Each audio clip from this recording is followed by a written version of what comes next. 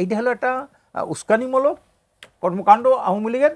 উনি যা বলেছেন তাতে কিন্তু আওয়ামী লীগ ফিরে আসবে, তাদের কার্যক্রম স্থগিত, রেস্টুরেন্ট স্থগিত হয় নাই। ফ্যাসিস্ট হাসিনাকে সরানোর জন্য যেই আন্দোলন, সেই আন্দোলন দমানোর জন্য তিনি যেমন হেনস্থা করেছেন, দমন নিপীড়ন করেছেন, এখন জনগণের একটা অংশ যদি আবার হাসিনাকে ফিরিয়ে আনার জন্য আন্দোলন করে, বর্তমান সরকার যদি সেই একই কায়দায় হেনস্থা করে, দমন পীড়ন করে, সেটাকে আপনারা কিভাবে দেখবেন? আকন ভাই, আপনার কাছে উত্তর চাই। হাসিনার মতো ফ্যাসিস্ট স্বাধীনতার পরে দেশে আর কখনোই আসে নাই। কম বেশি সবাই ফ্যাসিস্ট ছিল, কিন্তু হাসিনার মতো এত বড় ফ্যাসিস্ট আর বাংলাদেশে আসে নাই। মানে হাসিনা বড় ফ্যাসিস্ট ছিল, বাকিরা যারা শাসন করেছে কম বেশি তো বিএনপি 2 মেয়াদে ছিল, ওটাও ফ্যাসিস্ট ছিল। সেটা হলো এককভাবে একটা নির্বাচন করাটা মানে কি?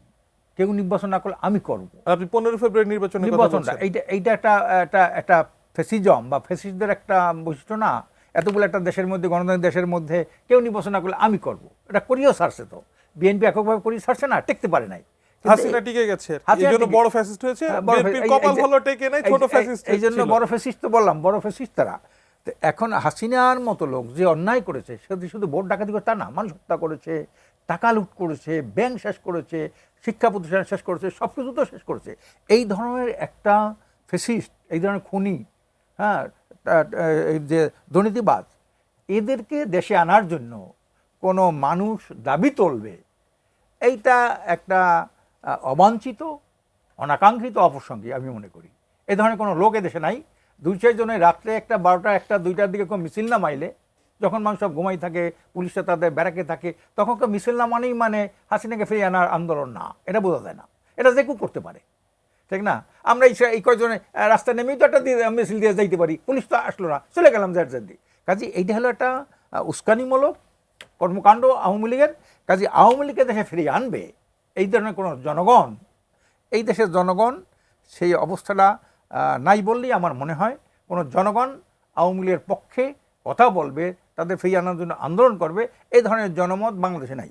ডক্টর মোহাম্মদ ইউনূস, আওয়ামী লীগের কার্যক্রম নিষিদ্ধ রাখার অবস্থান যে কোনো সময় পরিবর্তন হতে পারে।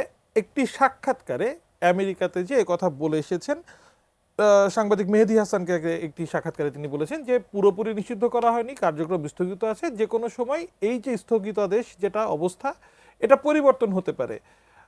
আপনি এই বক্তব্যটাকে কিভাবে দেখছেন? যদিও আইন উপদেষ্টা এটার একটা ব্যাখ্যা দিয়েছেন, আমি সেটাতে পরে আসবো।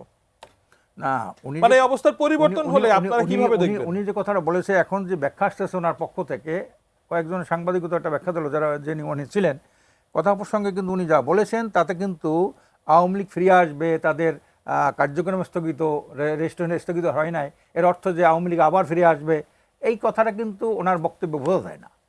এইটা কিন্তু এইটা কিন্তু অনেকটা একটু মানে কী বলে, এটাকে একটু বিভিন্নভাবে অতিরঞ্জিত করা হয়েছে। এবং উনি আরেকটা কথা বলেছেন যে মানুষ তো আবারও চায় মানে 5 বছর 10 বছর ক্ষমতায় থাকি, 50 বছর থাকে। এটা একটা কথার কথা। উনি যেখানে ডিসেম্বর ফেব্রুয়ারির মধ্যে নির্বাচনের কথা বলছেন, তা সেখানে মানুষ আবার চায়।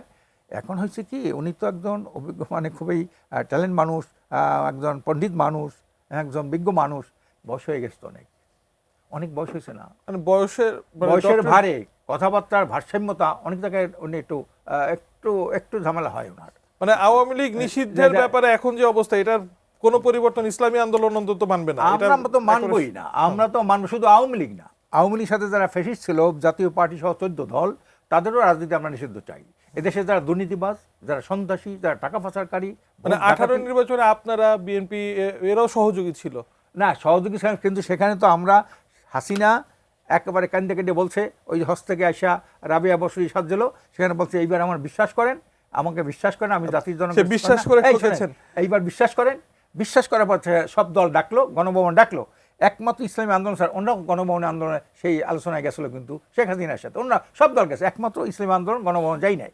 তারপরে চিন্তা করলাম উনি যে তবা করিয়া এইবারে কান্দে কাটে করি যে এবার যে নির্বাচন দিতে চাইলো, আমরা এবার নির্বাচনে যাই।